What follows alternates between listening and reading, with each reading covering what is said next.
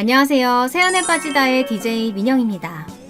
오늘의 사연은 자신을 무시한 동서를 아주 시원하게 골려준 어느 한 형님의 사연인데요.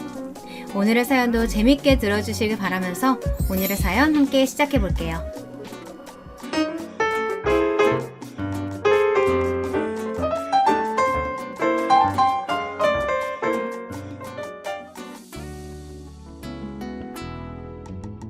여러분 안녕하세요.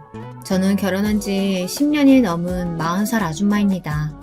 모든 결혼 10년차가 그렇지는 않겠지만 저희 부부는 신혼의 뜨거움은 사그라들고 잔잔하게 서로를 사랑하고 의지하며 살아가는 부부입니다. 가끔씩은 싸우기도 하지만 언제 싸우냐는 듯이 화해하고 사이좋게 지내는 부부죠. 저와 남편의 첫 만남은 회사에서였습니다. 남편은 저보다 2살이 많았고 저에게 일을 가르쳐주는 사수였습니다. 일처리도 잘하고 저에게도 잘해주는 모습에 반해 제가 남편에게 먼저 고백을 했습니다. 고백을 하고 안 사실인데 남편도 저를 아주 좋아하고 있었다고 하더군요. 그런데 사수인 자기가 좋아한다고 말하면 제가 부담스러워할까봐 고백도 못하고 혼자 끙끙거리고 있었다고 말했죠. 한참을 재미있게 2년 정도 연애를 하다가 각자의 집에서 결혼 이야기가 나왔습니다. 서로의 집에 연인이 있다고 알렸었거든요. 나이가 많은 건 아니었지만 적은 것도 아니었고 서로 모아놓은 돈도 있었기 때문에 결혼 이야기가 나오는 게 어쩌면 당연했습니다. 문제는 시댁이었습니다. 시댁은 아버지가 돌아가시고 시어머니께서 홀로 2 아들을 키우셨거든요. 남들이 듣기에는 억척스러운 홀시어머니인데 어떻게 하냐며 걱정하실 수도 있지만 저희 시어머니는 그런 분이 아니셨습니다. 그래도 옛날 분이셔서 집은 남자가 해야 하는데 어떻게 하냐고 미안하다며 한참을 제 손을 잡고 사과를 하셨죠. 사실 저도 처음에 홀시어머니라는 소리에 걱정도 많이 됐었는데 시어머니의 그런 모습에 걱정도 싹 사라졌습니다. 결혼하고 나서도 시어머니의 성품은 어디 가지 않았어요. 결혼 전만 해도 걱정하던 친구들도 이제는 제가 아주 시집 잘 갔다고 부러워하거든요. 심지어 저희 시어머니께서는 저를 얼마나 귀하게 여기시는지 양가 부모님을 모시고 한 상견례 자리에서도 확연히 알 수 있을 정도였습니다. 주거니 받거니 하면서 오고 가는 칭찬 속에 저와 남편은 평소에 저희가 들을 수 없는 칭찬들에 조금 부끄러워졌지만 이 모든 게 저희 부모님들께서 저희를 귀하게 생각하시는 마음이 깃들어 있다는 걸 알아서 쑥스러웠지만 참 좋았습니다. 남편에게는 남편과 4살 차이 나는 남동생이 한 명 있었는데요. 그러니까 저에게는 도련님이신 거죠. 저희 도련님은 시어머니를 닮아서 그런지 사람이 아주 좋은 사람입니다. 안 좋은 일을 당해도 그럴 수 있죠 하며 넘어가는 사람이죠. 하루는 저와 남편 도련님 이렇게 시어머니께 가는 길이었습니다. 하필 그날 남편 차가 고장나서 차를 수리점에 맡기고 도련님이 데리러 와주신 날이었죠. 서로 이런저런 이야기를 하며 시어머니 댁으로 가고 있는데 커다란 봉고차 한 대가 저희 차 앞으로 끼어드는 게 아니겠어요? 도련님이 조금만 브레이크를 늦게 밟았다면 저희 모두 큰 사고를 당했겠죠. 이거 당장 신고해야 되는 거 아니에요? 도련님이 조금만 늦었다면 우리 모두 교통사고 날 뻔했잖아요. 그래, 이거 블랙박스 녹화되는 거지? 어쩜 저렇게 위험하게 운전을 하고 그러냐? 저 봉고차 운전자 술 마시고 음주운전하는 거 아니야? 그러지 않고서야 이렇게 끼어든다고? 저와 남편은 당장이라도 신고해야 한다며 화를 냈지만 정작 운전을 하고 있던 도련님은 화가 잔뜩 난 저희를 말리면서 이렇게 대답하시더군요. 형수님 진정하세요. 저 사람도 무슨 사정이 있었겠죠. 우리도 급한 일 생기면 저렇게 될 수 있어요. 그러니까 이번 한 번만 우리가 넘어갑시다. 그렇게 열내지 마시고 진정하세요. 저는 도련님의 이런 말에 속으로 이렇게 생각했죠. 세상에 뭐 이런 사람이 다 있지? 하고 말이에요. 어쨌든 도련님께 그런 말을 들었으니 저희 부부는 더 이상 봉고차에 대해서 별다른 말을 하지 않고 시어머니 댁으로 향했습니다. 나중에 남편에게 물어보니 도련님은 원래 이런 성격이라고 하더군요. 도련님 말이야, 원래 그런 성격이신 거야? 아니면 우리가 너무 화내니까 우리 부부 달래려고 그러신 건가? 재환이 원래 그런 성격이야. 우리 어렸을 때 엄마가 학교 끝나고 오는 길에 아이스크림 하나씩 사 먹고 오라고 각자 용돈을 주셨거든. 그때 걔가 4학년이었는데 학교하고 집에 가는 길에 같이 가던 친구들이 한 입씩 달라고 하니까 그걸 다 줘버렸나 봐. 정작 재환이는 아이스크림도 못 먹고 집에 왔다는 거야. 내가 그 말을 듣고 어이가 없어서 왜 친구들 다 줬냐고 물어봤더니 걔가 뭐라고 그랬는 줄 알아? 뭐라고 그랬는데? 내가 먹으면 친구들도 먹고 싶어 하잖아. 사이좋게 돌아가면서 먹으려고 했는데 아이스크림이 좀 작았나 봐. 좋은 게 좋은 거지. 이러면서 어깨를 으쓱거리는 거야. 뭐? 초등학교 4학년이 좋은 게 좋은 거라고 그랬다고? 세상에. 도련님은 거기서 그치지 않았습니다. 하루는 도련님이 혼자 사는 동네 근처에 남편과 제가 일이 생겨 가게 되었는데요. 마침 근처에 도련님 아파트가 있으니 가서 비어있을 냉장고 좀 채워주고 고기도 같이 먹기로 하고 장을 바리바리 싸들고 왔습니다. 도련님이 아직 퇴근 전이라서 집 비밀번호를 물어봐서 열고 들어갔죠. 평소 성격대로 깔끔한 집에 냉장고를 열어보니 시어머니께서 챙겨준 반찬통이 전부였습니다. 저와 남편은 대형마트에서 사온 음식들을 정리해서 놓고 간단하게 밑반찬과 된장찌개를 끓이고 있는데 갑자기 위에서 우당탕탕하는 발소리가 들리는 거 아니겠어요? 세상에 층간소음이라니. 저랑 남편은 우선 참기로 했습니다. 시간을 확인하니 이제 막 퇴근한 사람이 움직이다 보니 그런 소리가 나는 거라고 생각했거든요. 하지만 저희 생각과는 다르게 그 소음이 점점 커지고 길어지더니 어느 순간 시간을 보니 벌써 30분이 지나 있더군요. 참다 참지 못한 제 남편이 올라가서 위에 주의를 줬지만 10분 만에 다시 시끄러워지는 위층에 때마침 들어온 도련님을 붙잡고 이게 무슨 일인지 물었습니다. 아, 위층이요? 위에 아이들을 키우고 있어서 그런 거라고 하더라고요. 요즘 같은 날씨에 그 애들 어디 가서 뛰어놀겠어요. 저도 처음에는 좀 힘들긴 했는데 이제는 적응돼서 괜찮아요. 이러는 거 아니겠어요? 요즘같이 층간소음에 예민한 시대를 살아가는 사람들 틈바구니에서 이런 사람이 있다니. 저희 도련님이지만 저랑 남편은 이런 도련님의 말을 듣고 이 사람을 이해하기는 힘들겠다 생각이 들었죠. 도련님, 나중에 그래도 도련님 신혼생활은 이렇게 시끄러운 곳에서 시작하지 말아요. 동서될 사람은 적응 못하고 힘들어할 수도 있잖아요. 괜히 내가 오지랖 부린다고 생각할 수도 있지만. 그래, 제수씨 될 분은 무슨 잘못이냐? 아무리 널 좋아하고 사랑해도 여기처럼 시끄러운 집에서는 못 살걸? 안 그래도 나중에 결혼할 때쯤 되면 당연히 이 아파트 팔고 이사 갈 거야. 아니면 위에 사는 애들이 그때쯤 다 커서 조용할 수도 있잖아. 이러는 거 아니겠어요? 정말 그날 그 시끄러운 층간소음을 억지로 참아가며 저희 부부는 고기를 얼른 구워 먹고 정리를 하고 도망치듯이 그 집을 빠져나왔습니다.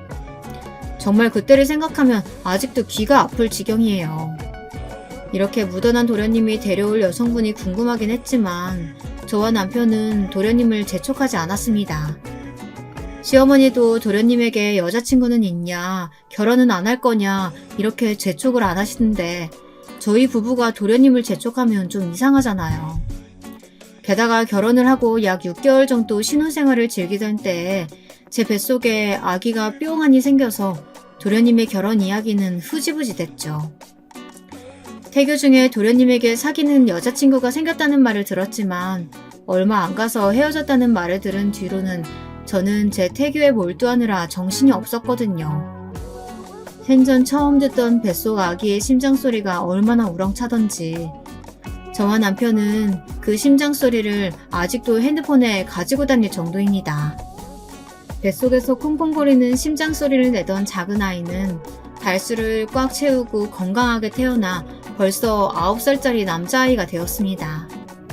저희 집 꼬맹이는 노는 거 좋아하고 게임 좋아하는 어디에서나 흔하게 볼 수 있는 평범한 아이입니다. 그래도 공부는 곧잘 하는 것 같아서 원하는 학원 있으면 보내주고 있어요. 영어는 어릴 때부터 하는 게 좋다고 해서 영어 학원과 꼬맹이가 수학을 좋아해서 수학 학원을 다니고 있습니다. 운동도 좋아하는 꼬맹이라 태권도 학원도 보내주고 남몰래 짝사랑하는 것 같은 학교 반 여학생이 다니는 피아노 학원에 다니고 싶다고 해 피아노 학원도 보내주고 있고요. 그리고 아들이 물을 좋아해 수영장에 다니고 싶다고 해서 주말에는 수영 학원에도 보내고 있습니다.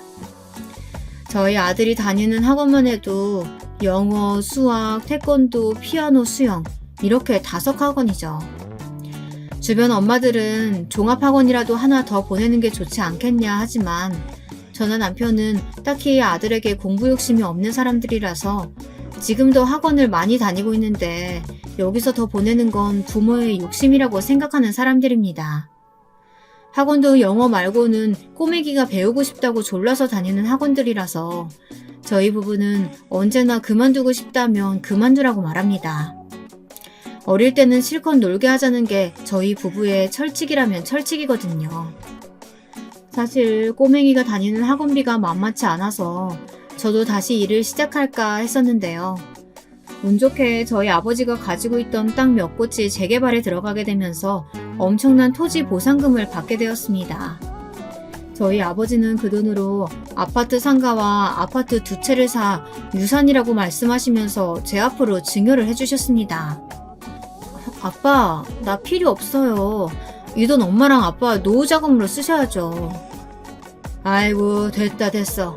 너 이만큼 해줄 돈은 있으니까 그냥 받아. 말이 너한테 주는 거지. 그거 다 우리 똥강아지한테 주는 거야. 너랑 내가 쓰면 얼마나 쓰고 살면 얼마나 살겠니? 우리 하고 싶은 거 하는 게 바로 노후지. 아빠는 무슨 그런 말을 하는 거야. 살면 얼마나 산다니. 우리 집 꼬맹이 무럭무럭 잘해서 증손주 낳을 때까지는 살아야죠. 아이고, 됐어. 너는 무슨 그런 소리를 해. 나는 딱 건강하고 행복하게 재미있게 살다가 이때다 싶을 때 갈 거니까 그런 무서운 소리 하지도 마. 증여라는 소리에 놀라 친정집으로 한 걸음에 달려가니 엄마랑 아빠가 하는 소리에 놀라 얼른 맞받아 쳤습니다. 그러자 적당히 살고 가는 게 인간의 가장 큰 행복이라고 말하는 엄마와 아빠의 말에 괜히 마음이 울컥하더군요. 평생을 함께 할 수 없다는 걸 알고 있었지만 부모님께서 그런 식으로 말씀하시니까 괜히 더 울컥하더라고요. 누가 툭 치면 눈물이 주르륵 흐를 것 같았습니다. 그런 제 마음을 아시는지 모르시는지 엄마와 아빠께서는 그냥 줄 때 받으라고 하시면서 커다란 대봉투를 주셨습니다. 그 안에는 저에게 주시겠다고 하셨던 아파트 상가와 아파트 2채에 관한 문서가 들어있었고요. 잘 가지고 있다가 우리 똥강아지 키울 때 요긴하게 쓰라고 주는 거야. 알았지? 여기서 들어오는 돈으로 너랑 김서방도 맛있는 거 사 먹고. 돈이 다가 아니라는 말이 있지만 요즘 같은 시대를 보면 돈이 없으면 안 되는 시대인 거야. 그래, 엄마랑 아빠랑 너랑 김서방 어디 가서 무시받지 말고 살라고 주는 거니까 너 무시하는 사람 있어도 당당하게 허리 펴고 따질 일 있고 억울할 일 있어도 돈이 없어서 억울한 일 많아질 세상이야. 돈 때문에 약해지지 말라고 주는 거니까 요긴하겠어. 알았어? 저는 아빠와 엄마의 말에 알겠다고 고개를 끄덕이면서 어느 순간 늙어버린 엄마와 아빠를 꼭 안아드렸습니다. 그날 집으로 돌아가서 저는 남편 앞에 그 서류를 내놓으며 말했습니다. 엄마 아빠가 우리 꼬맹이 키우는데 요긴하게 쓰라고 주신 거야. 이거 어떻게 하면 좋을까? 장모님께서? 남편은 한참을 서류가 담긴 대봉투를 쳐다보다가 그걸 제품에 안겨주며 말했습니다. 이건 당신 거니까 당신이 알아서 해. 당신이랑 내가 아무리 부부라고 해도 이런 건 비밀로 하는 게 좋아. 내가 어느 날 도박에 빠져서 이거 훔쳐서 달아나면 어떻게 하려고 그래? 아니, 당신은 무슨 그런 말을 해. 장난치듯 웃으며 말하는 남편의 말에 무슨 말을 하냐며 흘기듯 쏘아보자 남편이 하하하 웃으며 저를 품에 꼭 안아주며 말했습니다. 말이 그렇다는 거지, 말이. 장인 장모님께서 주신 당신 선물이니까 굳이 나한테 말 안 해도 괜찮아. 이건 장인 장모님이 당신이랑 우리 집 꼬맹이 생각해서 주신 선물이잖아. 그러니까 당신 마음대로 하는 게 맞지. 됐거든. 우리 엄마랑 아빠가 당신한테도 주신 선물이야. 그러니까 나는 이 선물 당신이랑 공유할 이유가 있다고. 그럼 더더욱 당신이 가지고 있어야지. 어차피 나는 지금 당장 로또 당첨이 된다고 하더라도 그 돈 모두 당신한테 주고 회사 열심히 다니면서 당신한테 용돈 받아 살 거거든. 그러니까 그거 당신 모두 관리하다가 월세 들어오면 나중에 나 맛있는 거나 하나 사줘. 이렇게 말하는 남편이 얼마나 고맙고 귀엽단지 저는 알겠다고 말하며 저를 위해 말해주는 남편을 꼭 끌어안아 주었습니다. 저희 아들이 10살이 되던 해 도련님이 드디어 결혼할 여자친구를 데려왔습니다. 슬슬 시어머니께서 결혼은 안 하는 거냐며 이야기를 꺼내실 때쯤 데려온 동서라서 저희 부부도 시어머니도 양팔 벌려 환영했죠. 저희 도련님이 어디든 빠지지 않는 사람인데 지금까지 결혼할 사람이 없다는 게 도리어 이상하다고 생각하던 참이었거든요. 아무튼 도련님은 저희 부부에게 먼저 여자친구를 소개시켜주고 싶다고 해서 저와 남편은 아들을 친정에 맡기고 식사를 하러 레스토랑으로 향했습니다. 형수님, 여기에요. 어쩜 주차를 하다가 타이밍 좋게 만난 도련님 커플과 저희 부부는 어색하게 인사를 하고 레스토랑으로 향했습니다. 이 레스토랑은 도련님이 여자친구를 소개시켜준단 말에 우리가 맛있는 걸 사겠다고 하면서 힘들게 예약한 유명한 레스토랑이었습니다. 어머, 여기 아주 유명한 곳 아니에요? 자리에 앉자마자 웃으며 말하는 동서의 말에 도련님이 냉큼 고개를 끄덕이며 말하더군요. 맞아. 여기 우리 형이랑 형수님이 당신 본다고 하니까 좋고 맛있는 거 사주고 싶다고 하면서 어렵게 예약한 곳이야. 그러니까 우리 맛있게 먹자. 알았지? 정말요? 감사해요. 사실 저희가 사야 하는 자리인데... 수줍게 웃으면서 말꼬리를 늘리는 동서의 행동에 남편이 얼른 괜찮다고 말하며 웃더군요. 저희는 음식에 간단하게 와인도 시켜 나눠 먹으며 화목하게 저녁 식사를 끝냈습니다. 술자리 내내 이런저런 말들이 끊이지 않았습니다. 도련님과 어떻게 만나게 됐는지부터 해서 도련님이 얼마나 무던한 성격인지 그 무던한 성격 덕분에 이런저런 일이 있었다고 말하는 자리여서 그런지 동서와 저희 부부는 금세 친해질 수 있었죠. 아유, 말도 마세요. 세상에 공연을 보러 갔는데 안 보이면 안 보인다 앞사람에게 말이라도 할 수 있잖아요. 아니면 자리를 옮기면 되는 건데 그걸 끝날 때까지 말 안 하고 있다가 제가 그 가수 이분은 정말 이쁘지 않았어? 이러니까 뭐라고 했는 줄 아세요? 뭐라고 했는데요? 난 앞사람 때문에 가려서 제대로 못 봤어. 이러는 거예요. 도련님 흉내를 낸다고 목소리를 한껏 깔던 동서가 까르륵거리면서 웃는 소리가 어찌나 좋던지 저는 그 자리에서 동서도 좋은 사람이라고 결정 내릴 수 있었습니다. 어쩜 끼리끼리 만난다는 말이 괜히 있는 게 아니었나 봐요. 좋은 사람인 도련님이 데려온 좋은 동서, 게다가 능력 있는 도련님이 똑같이 능력 있는 동서를 데려왔으니 누가 봐도 두 사람은 천생연분처럼 느껴졌습니다. 딱 봐도 둘이 결혼하면 잘 살겠다고 생각했죠. 그 생각은 남편도 마찬가지였습니다. 저와 남편은 도련님 커플 몰래 눈을 마주치며 고개를 끄덕이면서 서로가 같은 생각을 하고 있다는 걸 알 수 있었죠. 그 후로 정말 모든 일이 빠르게 진행됐습니다. 저희 부부와 만난 동서는 그 다음날 바로 시어머니를 만났고 시어머니도 동서와 도련님이 행복하게 잘 지낼 수 있겠다 생각하셨는지 결혼을 허락하셨습니다. 도련님 말이야, 내가 이런 말 하면 좀 그럴 수 있지만 설마 그 층간소음 시끄러운 아파트에서 신혼생활 시작하시는 건 아니겠지? 제 걱정스러운 말에 남편도 사뭇 진지해져 당장이라도 도련님에게 전화를 걸 것처럼 핸드폰을 꺼내더군요. 저는 그런 남편을 말리면서 말했습니다. 생각해보니까 전에 우리 도련님 댁에서 고기 구워 먹었을 때 그때 도련님이 결혼하기 전엔 그 아파트 팔고 이사 간다고 하지 않았어? 이왕 그렇게 하는 거 좋은 곳으로 들어가라고 우리가 결혼 선물로 좀 해줄까? 당신도 형 체면이 있으니까 그게 제일 좋을 것 같은데. 에이, 됐어. 그런 거 괜히 해줬다가 나중에 갚겠다는 둥 그런 소리만 들어. 자기가 필요했으면 도와달라고 했을 거야. 그럴 때 당신이 도와주고 싶으면 도와주는 거고 싫으면 안 도와주면 되는 거야.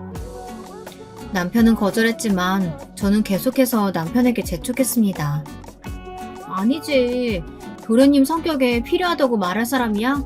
돈 빌릴 바에야 그냥 이렇게 살지 뭐 하하하 이럴 사람이지. 제 말에 남편은 그것도 그렇지만 우리가 굳이 도와줄 필요까지는 없을 것 같다고 하더군요. 결국 남편과 제가 1시간 동안 입씨름을 한 결과 도련님 신혼집에 좋은 냉장고 하나 해주는 걸로 결론이 났습니다. 아, 내가 전생에 얼마나 좋은 일을 많이 했으면 우리 와이프가 내 동생까지 챙겨주지? 나 정말 전생에 나라를 지켰나봐. 냉장고 선물하자는 결론에 이런 말까지 하는 남편이 귀여워서 으이그하고 남편 마음이 바뀔까 서둘러 도련님께 냉장고 선물을 하겠다고 전화를 하려고 했습니다. 제 닥달에 남편은 핸드폰을 꺼내 도련님에게 전화를 했습니다. 재현아, 너희 형수가 너 결혼 선물로 냉장고 해준다고 하더라. 좋지?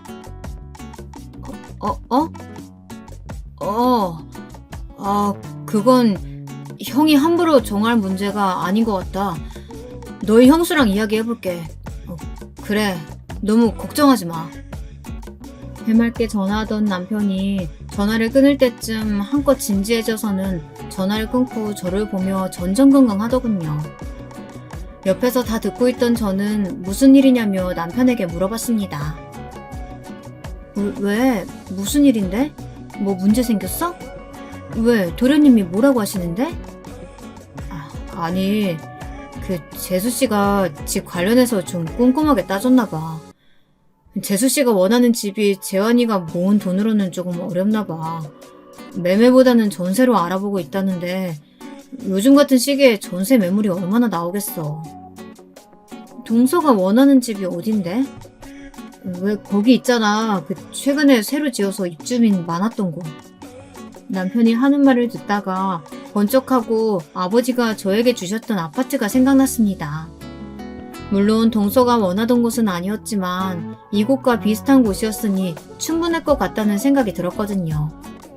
마침 그곳도 전에 살던 세입자가 나가 공실이었기 때문에 저는 고민 없이 바로 남편에게 말했습니다.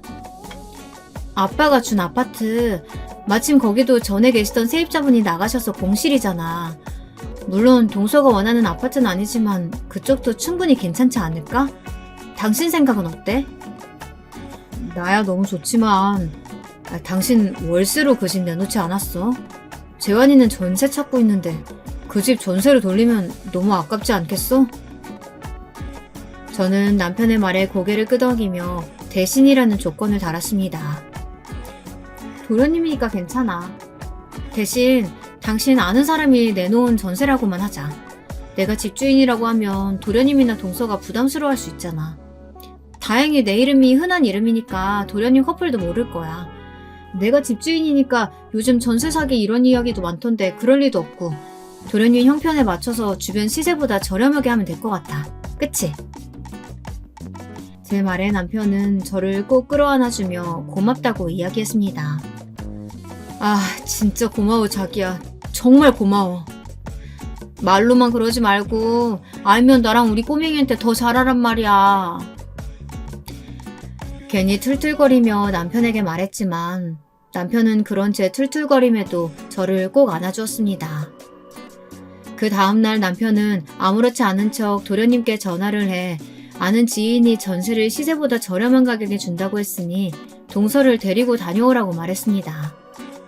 그 주 주말 바로 다녀온 도련님 커플도 바로 계약하고 싶다고 했더군요. 저는 친하게 지내던 그 동네 부동산 이모에게 전화를 걸어 그 집에 대한 대리인 위임장을 작성해 보내드렸고 도련님 커플은 일사천리로 그 아파트를 계약했습니다. 집이 생기자 도련님과 동서의 결혼식은 엄청 빠른 속도로 진행되었습니다.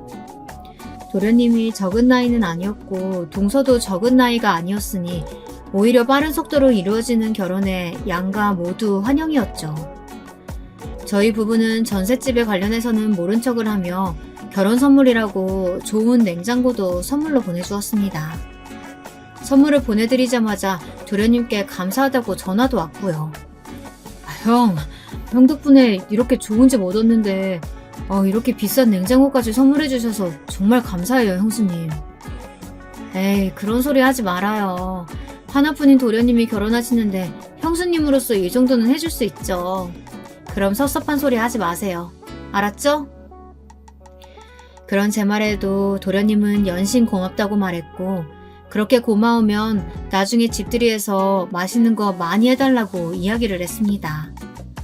도련님도 당연히 친구들보다 양가 부모님 먼저 모시고 집들이를 할 거라고 하더군요.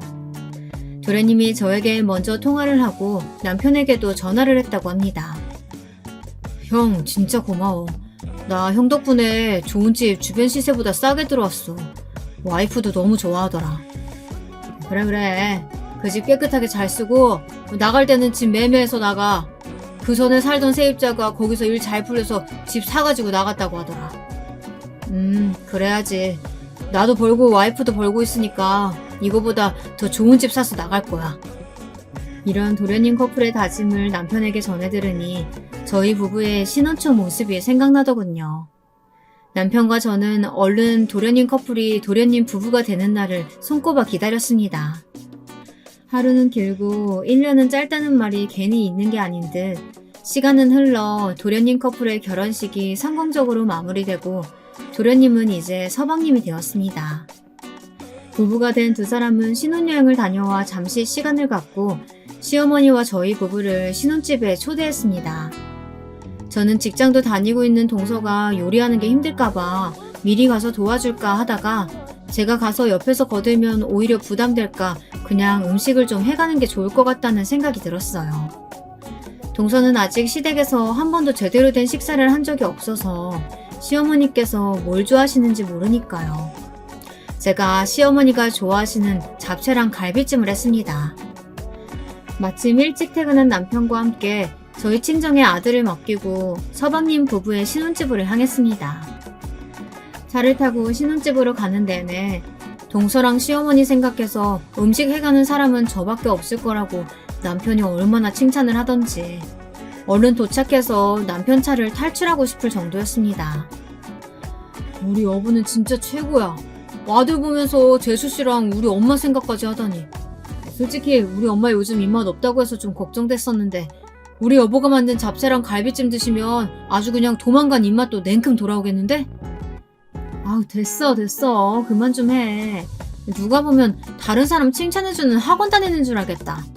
아니 잠깐만, 당신 요즘 정말 무슨 학원 다녀? 왜 이렇게 말이 점점 더 번지르르해져? 아주 의심스러워. 제 이런 말에 남편은 이렇게 말하더군요. 아니 내 마누라 칭찬은 내가 해주지 누가 해줘. 내가 이러는 게 한두 번이야? 저는 그런 남편의 말에 빵 하고 터져 깔깔깔 웃으며 신혼집에 도착할 수 있었습니다. 무거운 갈비찜을 남편에게 들게 하고 저는 비교적 가벼운 잡채를 들어 신혼집으로 올라갔습니다. 문을 열고 들어가자 맛있는 밥 냄새가 날 거라고 생각했던 저와 남편의 기대와는 다르게 그냥 좋은 향기만 나더군요. 저랑 남편은 약간 어리둥절해져 문을 열어준 서방님을 쳐다봤는데 서방님이 한심을 내쉬며 우선 들어오라고 했습니다. 들어가서 주방에서 분주하게 움직이는 동서와 인사를 나누고 식탁을 봤는데 세상에 배달 음식이 한 상 가득 늘어져 있는 거 아니겠어요? 저와 남편은 순간 당황했지만 내색은 하지 않았어요. 저는 얼른 선수를 쳐서 말했습니다. 짠! 내가 우리 동서 바쁠 것 같아서 이렇게 만들어 왔어요. 서방님, 우리 얼른 동서 도와줘요. 여보는 어서 가서 어머님 모셔오고. 우와, 이거 형님이 다 하신 거예요? 진짜 대단하시네요. 갈비찜과 잡채를 보며 대단하다고 칭찬하는 동서에게 다음에는 더 맛있는 걸 해주겠다고 대답하고는 얼른 음식들을 그릇에 옮겨 담았습니다. 저는 요리를 정말 못해서 형님같이 요리 잘하시는 분 있으시면 너무너무 신기하더라고요. 칭찬인지 아니면 자기도 민망해서 하는 말인지는 모르겠지만 저는 그 말을 들으면서 열심히 분리수거까지 끝냈죠. 끝내고 소파에 앉아 한숨을 돌리는데 남편과 시어머니가 도착했습니다. 동서는 어머니가 도착하자마자 갖은 앙탈을 부리면서 말하더군요. 어머님, 오늘 어머니 오신다고 하셔서 맛있는 거 많이 준비했어요.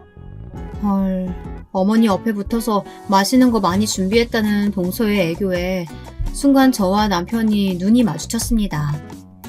남편과 저는 서로 어떤 생각을 하고 있었는지 알았지만 입 밖으로는 꺼내지 않았습니다. 서방님이 한숨을 푹 내쉬었지만 서로 그날 일은 절대 입 밖에 내지 않기로 암묵적 합의를 했죠. 그날 시어머니께서는 자극적인 배달 음식보다는 제가 준비해간 잡채랑 갈비찜에 밥 2공기를 먹고 저희 남편이 댁으로 모셔다 드렸습니다. 남편이 시어머니를 모셔다 드리는 사이 저는 동서와 서방님을 도와 그릇 정리를 했죠. 남편이 돌아오자 저희 부부도 이만 집으로 돌아가려는데 동서가 저를 주방으로 몰래 부르더라고요. 그리고는 돈이 담긴 봉투를 제 주머니 속에 넣으며 작게 속삭이더군요. 형님, 오늘 정말 감사했어요. 형님 안 계셨으면 어머니 입에도 안 맞는 음식 드실 뻔했어요. 이러면서 애교를 피우는 동서에게 괜찮다고 말하며 다시 돌려주려고 했지만 동서는 그러면 본인 마음이 좋지 않다고 많이 안 넣었다고 재료비만 넣었다며 받아달라고 하더군요. 저는 그런 동서에게 못 이겨 결국 받았고요. 그날 그렇게 찜찜한 기분으로 돌아가는 차에서 남편이 제 표정을 보고는 말하더군요. 그렇게 찜찜하면 내가 재환이한테 말해서 다시 돌려줄까? 아니야. 당신이랑 서방님 몰래 준 건데 그러지 마. 나중에 이 돈으로 더 맛있는 거 해서 가져다 주면 될 거야. 제 말에 남편은 그렇게 하자고 했고 애써 찜찜한 기분을 떨쳐냈습니다. 하지만 이렇게 떨쳐내면 안 된다는 걸 알았을 때는 이미 늦어버렸죠. 하루는 동서가 급한 일이라고 그래서 아들을 친정에 맡기고 서방님네 신혼집으로 향했는데요. 고기며 야채며 바리바리 사다 놓은 동서가 그 가운데에서 저를 보며 울상이지 않겠어요? 어머 동서, 이게 다 뭐야? 형님, 저 좀 도와주세요. 저번에 형님이 만들어주신 갈비찜이 너무너무 맛있어서 저희 부모님께도 해드리고 싶어서 이렇게 잔뜩 사왔는데 어떻게 해야 될지 모르겠어요. 이러면서 우는 소리를 하는 게 아니겠어요. 그런 동서를 차마 외면할 수 없어서 동서가 장바온 그대로 갈비찜을 해줬습니다. 처음에 동서가 옆에서 도와주겠다며 이리저리 돌아다니다가 과일 깎으라고 준 과도에 손가락이 베었다며 징징거리길래 그냥 식탁에 앉아서 이야기 상대나 해달라고 했죠. 그날도 갈비찜을 만들고 가는 저에게 돈 봉투를 쥐어주는 동서의 모습에 제 기분이 점점 이상해져 갔습니다. 남편에게도 이 이야기를 했더니 재수씨 그렇게 안 봤는데 이상한 사람이라며 같이 기분 나빠해 주더군요. 재수씨 정말 그렇게 안 봤는데 좀 이상한 사람이네. 당신이 잘해준다고 해도 자기보다 윗사람인데 윗사람을 부려먹어? 이거 내가 재환이한테 말해볼까? 아니야 그러지 마. 괜히 당신이랑 서방님 사이만 나빠져. 이제 안 가면 되는 거니까 괜찮을 거야. 근데 동서 돈 진짜 많나 봐. 어떻게 수고비라고 30만원 50만원씩 턱턱 줄 수가 있지? 재환이 말로는 하고 있는 일이 잘 된다고 하더라. 무슨 샵 같은 거 한다고 했던 것 같은데 직원들도 좀 있나 봐. 연봉이 1억 정도 된다고 하더라고. 근데 그 샵 주소가 좀 익숙하더라고. 아무튼 아무리 자기가 돈 많이 번다고 그래도 그렇지 어떻게 당신을 부려먹을 생각을 하냐. 점점 더 마음에 안 드네. 저는 괜히 남편 기분만 상한 것 같아서 괜찮다고 말하며 덧붙였습니다. 이제 그럴 일 없어. 동서가 불러도 안 갈 거니까 괜찮아. 하지만 일은 뜻밖의 다른 곳에서 발생했습니다. 그날은 시아버지 제사가 있던 날이었습니다. 시어머니께서 젊은 시절 맛있는 거 못 먹고 돌아가신 시아버지가 안타까워 생전 좋아하시던 음식들을 돌아가신 날 하나둘씩 올린 게 어느 날 보니 제사라고 부르게 됐죠. 시어머니께서는 매일 본인 마음 편하자고 하는 일이니 올 필요 없다고 말씀하셨지만 좋은 시어머니와 좋은 남편 덕분인지 시집살이 한 번 없던 저였기에 시어머니 도와드릴 일이 있으면 친정의 아들을 맡기고 흔쾌히 가서 준비를 도와드렸죠. 서방님도 이번엔 동서를 데리고 갈 거니까 시어머님 댁에서 보자며 남편을 통해 말을 전하더군요. 저는 동서가 오든 말든 상관없지만 서방님 결혼하고 첫 시아버지 제사라 그런지 서방님이 꼭 갈 거니까 같이 준비하자고 하길래 알았다고 했습니다. 그러곤 집에서 음식 몇 가지만 준비했습니다. 손 많이 가는 것들만 가져가기로 하고 잡채와 갈비찜 그리고 시아버지가 생전에 전을 좋아하셨다고 해서 전만 먹을 만큼 해서 가져갔죠. 시댁에 도착해서 서방님을 기다리는데 서방님과 동서가 아무리 기다려도 도착을 하지 않는 거예요. 이게 무슨 일인가 싶어 서방님에게 전화도 해봤지만 받지 않더군요. 바깥이 어둑어둑해졌는데도 오지 않은 서방님 부부에 결국 저와 남편 시어머니는 더 이상 서방님을 기다리지 않고 시아버지 제사를 지냈습니다. 제가 준비해간 음식들을 다시 따뜻하게 데우고 어머니께서 준비하신 떡이며 이런 것들을 올리고 간단하게 제사를 끝내고는 셋이서 둘러앉아 늦은 저녁을 먹었죠. 그날 제사가 끝나고 돌아가는 남편의 차 안에서 동서에게서 온 뜻밖의 문자에 머리 끝까지 화가 치밀어 올랐습니다. 형님, 제가 일당 100으로 보냈어요. 수고하셨어요. 앞으로도 이런 일 생기면 수고해줘요. 세상에, 이건 저를 거지 취급한 거 아닌가요? 아무리 저를 얕잡아봐도 그렇지 어쩜 이런 식으로 문자만 보낼 수 있죠? 저는 부글부글 끓어오르는 속을 다스리지 못하고 운전 중이던 남편에게 이것 보라며 문자를 보여줬습니다. 남편도 그 문자를 보고 어이가 없다면서 차를 갓길에 세우고 한참이나 제 핸드폰을 가져가 문자를 들여다봤습니다. 아무리 그래도 문자 안에 메시지가 달라지겠어요. 여전히 저를 마치 돈만 쥐어주면 뭐든지 다 하는 거지 취급하는 듯한 메시지는 그대로였죠. 남편은 남편대로 화가 나서 서방님에게 계속 전화를 했지만 서방님은 왜인지 모르게 계속 전화를 피했습니다. 동서에게도 전화를 했지만 받지 않았고요. 정말 제가 이 나이 먹고 이런 취급을 받을 거라고는 상상도 하지 못했었는데 저보다 나이도 어리고 손 아랫사람에게 이런 취급을 받으니 어떻게 해야 할지 모르겠더군요. 어떻게 운전을 했는지 모르겠지만 저와 남편은 서로 씩씩거리면서 집에 올라왔습니다. 뒤집어지는 속을 차가운 물로 진정시키고 저와 남편은 식탁에 마주 앉아 이걸 어떻게 해치워야 하나 고민을 했지만 딱히 떠오르는 건 없었습니다. 서방님이 걸리기도 했고요. 하지만 그렇게 전화했는데도 전화가 오지 않고 남편이 보낸 문자에도 읽고 답장이 없는 걸 보고 저는 한 가지 결론을 내렸습니다. 됐어. 내가 서방님 봐서라도 그냥 넘어가려고 했는데 아무래도 안 되겠어. 나를 돈으로 깔아뭉개려고 했으니까 나도 똑같이 해줄 거야. 눈에는 눈, 이에는 이. 저는 그 다음날 그동안 동서에게 받았던 돈을 모두 10,000원짜리 지폐로 찾아 동서의 가게를 향했습니다. 문을 열자 그곳에는 동서와 데스크에 어려 보이는 직원 하나가 있더군요. 저를 발견한 직원은 저에게 어서오라며 인사를 했고 동서는 저를 보더니 냉큼 다가와 형님하고 반기는 척을 하더군요. 저는 그런 동서의 말은 무시하고 가방에서 그동안 동서가 쥐어줬던 돈을 모두 꺼내 동서의 얼굴에 냅다 뿌려버렸습니다. 형님, 이게 무슨 짓이에요? 날카롭게 비명을 지르는 동서와 저를 번갈아 보던 데스크 직원은 어찌할 바를 모르고 발을 동동 구르고 있더군요. 저는 그런 직원을 보고는 동서에게 말했습니다. 모르는 사람한테 더 망신당하는 걸 보이고 싶지 않으면 저 직원부터 어디 내보내는 게 어때? 제 말에 동서는 직원에게 경찰에 신고하라고 소리를 질렀지만 직원은 한껏 굳어서 아무것도 못하더군요. 결국 제가 그 직원을 보고 말했습니다. 경찰은 됐고 가서 일 봐요. 나는 우리 동서랑 더 할 말이 있어서. 제 말에 직원이 엉거주춤 뒤에 있던 직원실로 들어가더군요. 저는 직원이 들어간 문이 완전히 닫히길 기다리다가 돈 뭉치에 맞고 어쩔 줄 몰라 하며 소리 지르는 동서에게 말했습니다. 형님, 제가 일당 100으로 보냈어요. 수고하셨어요. 앞으로도 이런 일 생기면 수고해줘요? 내가 동서 오는 건 바라지도 않았어. 항상 시어머니랑 나랑 우리 남편 그리고 서방님만 있었던 제사였고 다른 집처럼 거창하게 바리바리 하는 게 아니라서 돌아가신 시아버님께서 생전에 좋아하시던 음식 몇 가지만 해서 올리는 게 전부야. 말이 제사지 그냥 그날 모여서 맛있는 거 하고 먹자고 모이는 거라고. 아, 그래서요. 돈 드렸잖아요.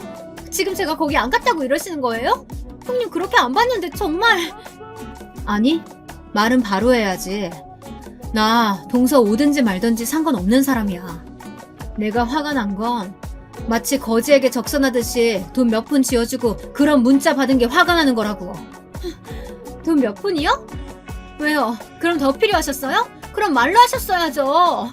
이렇게 남의 일터까지 찾아와서 횡피 부리시면 제가 돈을 더 드리겠냐고요. 집에서 살림만 하고 남편이 벌어오는 돈 쓰면서 사시더니 정신이 나가셨나봐요? 돈 필요하면 말씀하세요. 더 드릴게요. 내가 참 어이가 없어서. 내가 돈 때문에 이러는 것 같아? 나도 돈 많아. 지금 동서 살고 있는 그 집, 그거 집주인이 나야. 그리고 동서 하고 있는 이 가게, 이 상가 건물주도 나고. 그렇습니다. 남편이 그때 이 가게 주소가 익숙하다고 했던 이유가 제가 그때 남편에게 보여줬던 서류 속 상가 건물의 주소와 같았기 때문이었거든요. 아이고, 네, 그러시겠죠. 하여튼 없는 것들이 자존심은 세서. 안 믿네? 그래, 그럼 부동산에 전화해봐. 지금 동서가 살고 있는 집이며 그 상가 건물주가 누군지.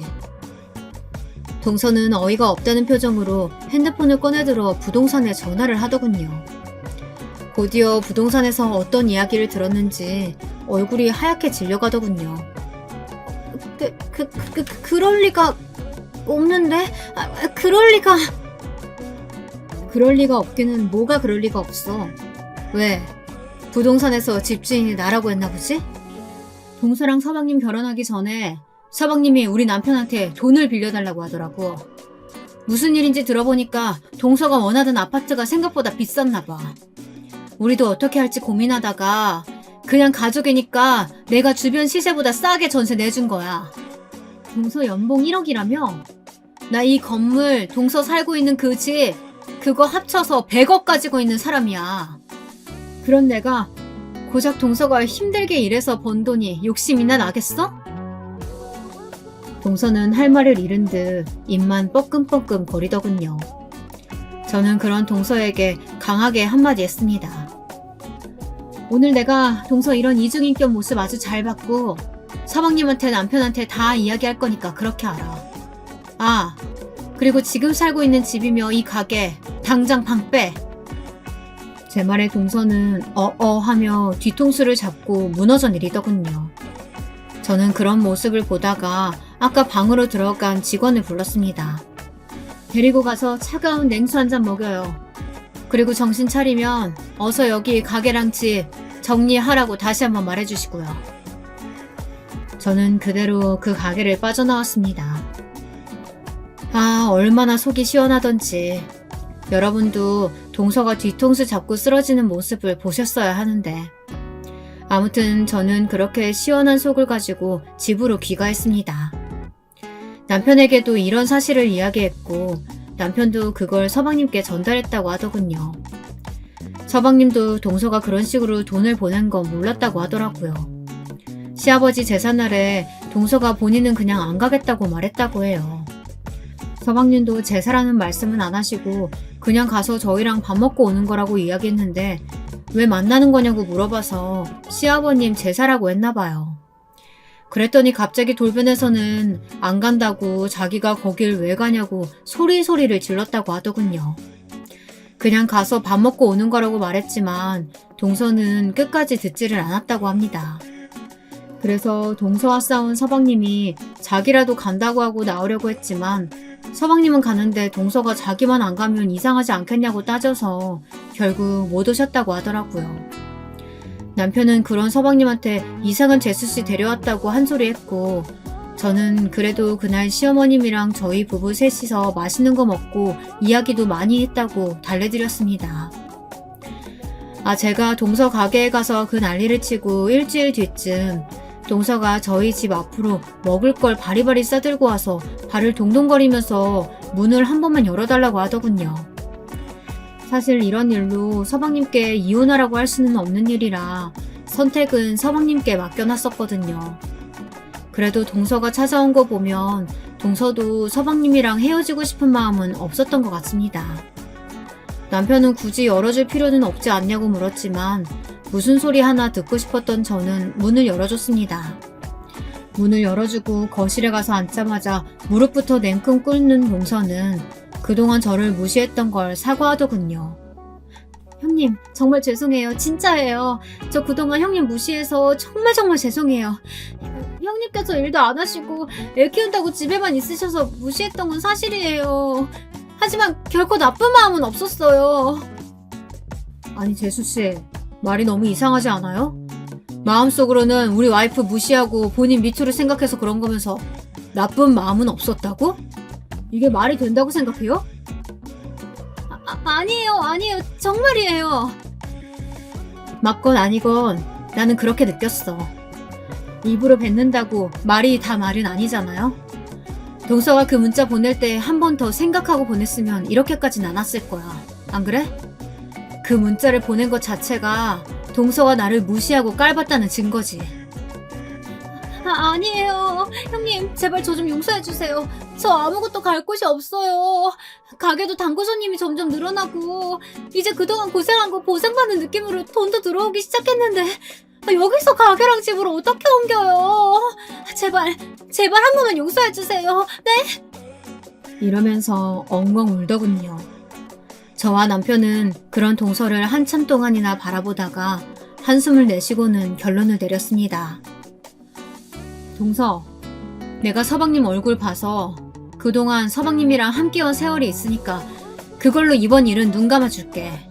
막말로 내가 동서 가게가 있는 건물 주인도 아니고 동서가 살고 있던 집 주인도 아니어도 동서가 이렇게 울면서 나한테 빌었을까? 형님, 죄송해요. 정말 죄송해요. 됐고, 그만 울고 가봐요. 이번 일은 내가 눈 감아줄게. 하지만 다시는 이런 일 없도록 하고. 네, 형님, 감사합니다. 그날 서방님께 용서해주셔서 감사하다는 전화를 받았지만 마음 한편 쓸쓸한 감정은 어쩔 수 없었습니다. 그래도 한 가족인데 제가 너무했나 하는 생각도 들고, 만약 정말 제가 아무것도 없이 그 상황을 똑같이 겪었다면 이렇게 속 시원하게 해결할 수 있었을까 하는 생각도 들더군요. 그래도 다행히 다음에 만났을 때 동서가 깍듯하게 형님 대우를 해줬고 저는 이 일은 없었던 일처럼 전처럼 잘 지내고 있습니다. 그 뒤로 동서는 저에게 요리를 배우고 싶다고 다가오기도 했고 저도 저에게 다가오는 동서를 밀어내지 않았습니다. 그렇게 요리를 알려주면서 동서와 관계가 회복됐고 동서는 계속 그날 일을 사과하면서 저희의 분위기도 점점 풀려갔죠. 제 글을 읽으시는 분들은 어떻게 생각하실지 모르겠지만 저는 요즘 들어 뭐든 열심히 하려고 노력하는 동서가 예뻐 보일 때도 생겼습니다. 저번에는 제 생일이라고 저한테 배운 갈비찜을 들고 와서 먹어보라고 주는데 그때 느꼈습니다. 그날의 서운한 감정은 어느 순간 사라졌다는 걸요. 물론 가끔씩 남편과 그날에 관련된 이야기를 하고는 하지만 동서 앞에서는 절대 그런 이야기는 꺼내고 있지 않습니다. 동서에게는 숨기고 싶은 이야기일 테니까요. 이렇게 제 긴 이야기 끝까지 들어주셔서 감사합니다.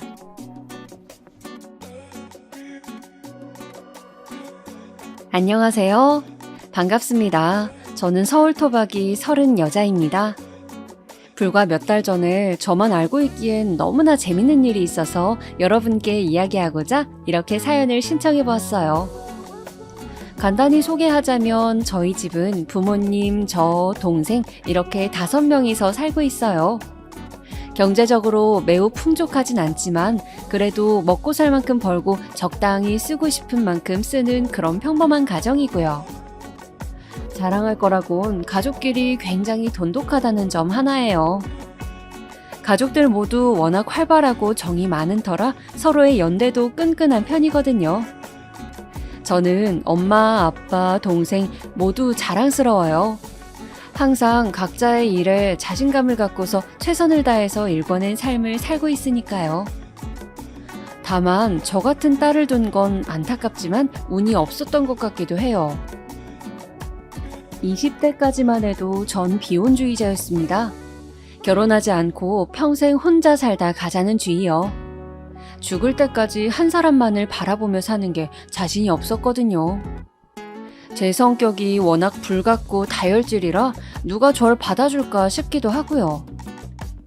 부모님이랑 동생도 다 똑같이 얘기했어요. 네 그 성격 받아줄 사람 찾느니 그냥 혼자 살아라 라고. 창피하지만 회사도 여러 번 옮겼죠. 상사가 못살게라도 구는 날이면 쓸데없는 반항심으로 항상 반발하고 일어섰거든요. 그러다 정착한 게 지금의 회사입니다. 야근이 너무 많긴 하지만 자율적이고 직급이 없는 회사라 위계질서 같은 것도 없어서 너무 좋아요. 그렇게 오랜만에 만족해야 할 만한 일을 찾고 난 후 자기 개발에 집중하며 살고 있었는데요. 잔잔하던 제 삶에 웬 커다란 돌 하나가 떨어진 겁니다. 여느 날과 같이 휴일을 즐기며 거실에 늘어져 있는데 아빠가 갑자기 소개받을 사람이 있으니 다녀오라는 거예요. 뭔 소개인가 했는데 알고 보니 남자더라고요. 아빠가 직접 아는 사람은 아니고 우연히 아빠가 같이 일하시는 분의 조카가 저희 회사에 다니는 사람이라고 하더라고요. 황금 같은 주말에 그렇게 누워있지 말고 같은 회사 사람이니까 한번 만나나 봐라 라고 제안 주신 거였어요. 너무 싫었습니다. 평화로운 일터에서 남자를 만나라뇨? 괜히 껄끄러운 일 만드는 게 싫어서 극구 거절했지만 이미 어른들끼리 약속을 잡은 터라 어쩔 수 없었어요. 그렇게 힘겹게 나간 자리에서 만난 남자와 저는 결국 훗날 결혼까지 약속하게 됐답니다. 사람 일이라는 건 알다가도 모른다는 어른들의 말씀이 다 정말 100번 1000번 맞아요. 만나기 싫었던 남자와 연애를 하게 되고 남의 일 같았던 결혼을 하기 위해 어느새 식장을 알아보는 제 모습이 믿기지 않았죠. 그때부터 괜히 지키지 못할 입방정 떨지 않기 위해 입조심 말조심하며 살고 있고요. 결혼을 약속했던 그 남자, 전 남자친구를 우선은 편하게 남자친구라고 말할게요. 그 사람은 한마디로 순둥이 같았어요. 제가 뭐라고 하던 무슨 일을 하던 군말 없이 믿어주고 따라줬거든요. 전 그 점이 제일 좋았고요. 가끔 줏대 없는 모습이 답답하긴 해도 있는 그대로의 저를 받아주는 사람은 제 인생의 처음이었으니까요.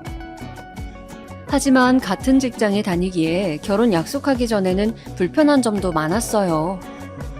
저와 만나는지 모르고 다른 사람들이 그에 대한 비밀이나 뒷이야기를 저에게 몰래 하는 그런 류요.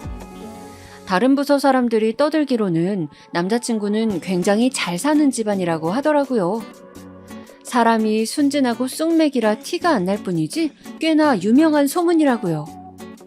남자친구 집에 가거나 직접 얘기를 들은 적이 없어서 저조차 몰랐던 사실이지만 딱히 신경 쓰이진 않았죠. 그 밖에 또 불편했던 건 여긴 제가 오래 다니고 싶은 회사니까 비밀로 하자 했는데도 자꾸만 사람들한테 공개하고 싶어 하더라고요. 어차피 나중에 다 알게 될 건데 왜 감춰야 하냐면서요. 우연이라도 지나칠 때마다 왜 그렇게 티내고 싶어 안달인 건지 앞으로도 계속 그럴 거냐고 물으니까 본인은 하루라도 빨리 저와 결혼을 해서 함께 살고 싶대요. 한마디로 뭐 자신과의 결혼에 대해서 생각해달란 뜻이었죠. 사람들의 축복 속에서 미래를 약속하는 게 너무 근사할 것 같다면서 낭만적인 소리를 해대는데 얘도 참 철이 없다 싶으면서도 날 얼마나 사랑하면 이럴까 싶어서 이해해줬습니다.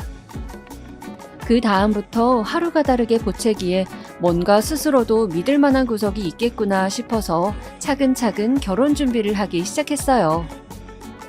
나중에 후회하더라도 지금 당장은 후회하지 말자는 마음으로 그 사람을 선택한 거였죠. 가족들은 얼마나 좋은 사람이기에 네가 그런 결정을 했냐면서 놀라워했어요. 다들 어서 빨리 상견례하고 싶다며 들떠 있었는데 다 같이 만나는 일이 생각보다 어렵더라고요. 그쪽 아버지가 유명한 강사인데 너무 바쁘셔서 상견례 날짜를 잡지 못하고 있던 터라 최대한 우리끼리 할 수 있는 것부터 준비하기로 했어요.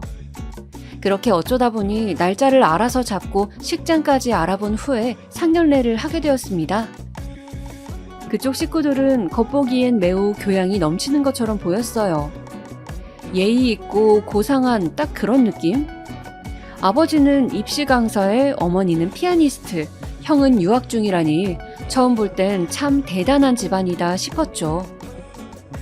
그쪽에서 먼저 예상만큼이나 거창한 소개를 늘어놓은 이후 저희 집안은 어떤 일을 하는지 소개할 순서가 되었어요. 아빠는 지금 환경미화원으로 일하고 있다 말씀하시고 이어서 엄마 일을 소개하려는데 그쪽 어른들이 잘못 들은 거냐는 표정으로 다시 되물으시더라고요. 네? 실례지만 방금 어떤 일이라고 하셨죠? 환경미화원 말이에요. 뭐가 잘못됐나요? 그런 건 아닙니다만 저는 공직자 자리에 계시다고 전해 들었거든요. 그것도 꽤나 높은. 제가 깜빡 속았나 봅니다. 저런 말을 한 적이 없는데 무슨 소린지 싶어서 남자친구를 쳐다보니 본인은 그런 적 없다는 듯 순진무구한 얼굴을 하고 있더라고요. 죄송한데 저는 남자친구한테 그런 이야기를 한 적이 없어서요. 아빠는 환경미화원으로 오랫동안 일해오셨고요. 알고 계시던 것과는 다르지만 속인 적은 없습니다. 그러니 속았다는 그 말씀은 조금 불편하네요. 그렇구나. 불편했다면 용서하렴. 조금 당황스럽긴 해서 말이야. 뭐랄까, 이렇게 실제로 하시는 분은 처음 보기도 했고 그래서. 아니, 살면서 환경미화원을 실제로 못 봤던 사람도 있을까요? 저렇게 당황하는 게 저로선 이해가 안 가더라고요. 당황했다고 하더라도 입 밖으로 꺼내는 것도요. 분명 그건 우리 집을 무시하고 깔보려는 의도였다는 게 확실했습니다. 이어서 나머지 가족들이 자기소개를 할 동안 그쪽 식구들은 충격에서 못 헤어나오겠다는 표정으로 가만히 듣고만 있었어요. 아빠도 이 같은 변화를 눈치채셨는지 어느새 말씀이 사라지셨고요. 엄마와 동생은 고개를 푹 숙이고 있더라고요. 하루라도 빨리 결혼을 서두르자던 사람들이 환경미화원이라는 말 하나에 갑자기 꿀먹은 벙어리가 된 게 기가 차더라고요. 아빠는 당신 직업에 누구보다 자부심을 갖고 계셨던 분이었는데 말이죠. 저는 참지 못하고 말씀 도중에 끼어들어 그쪽 부모님께 질문을 했습니다. 실례지만 아까 말씀하신 게 계속 마음에 걸려서요. 한 가지만 여쭤봐도 될까요? 혹시 환경미화원이 강사나 피아니스트보다 훨씬 안 좋은 일이라고 생각하시나요? 저는 최대한 정중히 물어봤다고 생각했는데 한순간 찬물을 끼얹은 듯 분위기가 가라앉았습니다. 아차 싶었지만 뭐 끼얹은 물을 주워 담을 수 있나요?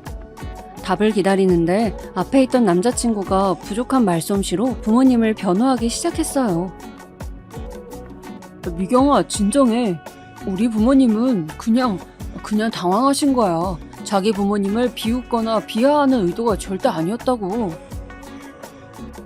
당황은 왜 하는데 당황해야 하는 지점이 대체 뭔데? 그래, 넌 애초에 왜 그런 거짓말을 한 거야? 난 공무원의 기억도 꺼낸 적이 없다고. 제 성남 불길이 남자친구로 번지자 아무 말 없던 시아버님이 나섰습니다. 의도와 다르게 제 질문이 오해를 산 것 같네요. 말씀하신 그런 뜻은 아니고 해당 직업이 일반적으로 경제적 여유 있다고 생각하긴 어려워서 그랬습니다. 아이들이 아직 어리니 아무래도 집에서 도움을 받아야 할 텐데 그 부분을 해결하실 수 있을까 하는 아주 작은 걱정 때문에요. 아니, 이게 무슨 소리죠? 환경미화원이 경제적으로 어려울 거라니. 교양 있는 척 했지만 사실은 정말로 무지한 사람들이라는 걸 이때 알아차려야 했어요. 불같은 저는 또다시 참지 못하고 나서버렸네요. 환경미화원은 꼭 필요한 직업이기에 그만큼 벌이도 적지 않다는 것과 오랫동안 일하신 베테랑이기에 다른 사람들보다 훨씬 더 버는 것, 가족 수만큼 추가 수당도 있기에 아빠 혼자만 일해도 우리 가족 모두 잘 먹고 잘 살 수 있다는 이야기를 마음껏 쏟아냈어요. 그렇지만 제 이야기를 한 귀로 흘리는 듯한 그쪽 식구들을 보면서 도중에 깨달았습니다. 돈이 중요한 게 아니라 사실은 그런 직업을 가진 사람을 사돈으로 맺고 싶지 않다는 체면이 중요했던 거예요. 하지만 그걸 티낼 순 없으니 우회적으로 말한 거겠죠. 저는 제 입으로 아빠에게 한 번 더 상처를 준 것 같아서 왈칵 울고 싶은 마음뿐이었어요. 남자친구 가족들은 우선 이 결혼에 대해 조금 더 생각해보자는 말을 끝으로 일어섰습니다. 저희가 먼저 일어섰어야 했는데 그마저도 그쪽한테 진 기분이었네요. 그날 집으로 돌아가서 아빠가 조용히 저를 부르셨습니다. 그리고선 저에게 미안하다고 하시면서 결혼을 하고 싶다면 당신들은 괜찮으니 괴념치 말고 준비하라고 말씀하셨어요. 제가 그쪽에서 얼굴 들고 살 수 있을 정도는 되게 지원해 주실 거라면서요. 갑자기 죄인이 된 것처럼 말하는 아빠를 보니 이 결혼은 절대 하면 안 된다는 생각이 들면서 정신이 차려지더라고요.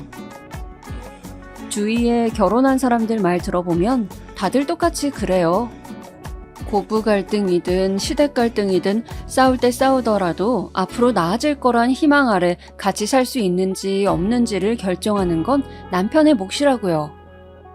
중간에서 얼마나 중재를 잘해주는지에 따라서 앞날이 결정된다는 말이더라고요. 아직 식을 올린 건 아니지만 저희도 크게 다를 바 없었죠. 남자친구는 상견례 때 믿음직스러운 모습을 보이지 못했고 이미 저는 우리 가족을 욕보였다고 생각했기에 결혼 생각이 아예 사라졌고 또 그쪽 집안은 그 뒤로도 저희 아빠 직업을 들먹이며 결혼을 반대하셨으니 무엇 하나 관계가 개선될 여지가 없었습니다. 그런데 남자친구는 이상하리만큼 결혼에 대한 강한 의지로 계속 저를 설득했어요. 정말 미안해. 지금 나한테는 당장 두 집안을 화해시킬 능력이 없어. 그렇다고 너랑 헤어질 자신도 없고 이제 결혼하자고 보채진 않을 테니 그럼 우리 일단 같이 살기만 하자. 어때? 집에는 말 안 할게. 알잖아. 난 우리 부모님이랑은 다르다는 거. 동거에 대해서 깊게 생각해 본 적이 없기에 몇 번을 거절했지만 남자친구는 그때마다 퇴근길, 주차장, 집 앞에서 기다리며 간곡히 부탁했어요. 나중에는 술에 취해서 무릎을 꿇고 빌더군요. 애처럼 엉엉 울음을 터뜨리곤 한 번만 봐달라면서요. 그때 기억을 떠올리면 꼴도 보기 싫은데 이렇게 애원하는 모습을 보면 그래, 얘가 무슨 잘못이야 라는 생각만 들더라고요. 아직까지 남자친구를 사랑하고 있던 저는 결국 백기를 들 수밖에 없었고 바로 남자친구 자취방에서 동거를 시작하게 되었습니다. 저희 집에도 우선은 비밀로 하고 친구 집에서 잠깐 산다고 둘러댔네요. 그런데 막상 함께 살아보니 그것만으로도 정말로 결혼한 느낌이 나더라고요. 남자친구는 전보다 더 지극정성으로 저를 살폈어요. 그러다 보니 저도 사람인지라 화를 잊게 되더라고요. 그때만큼은 이대로 살아도 나쁘지 않다고 생각될 만큼이요. 하지만 절대로 넘어갈 수 없는 문제는 남자친구 집안이 절대로 호락호락하지 않다는 거였습니다.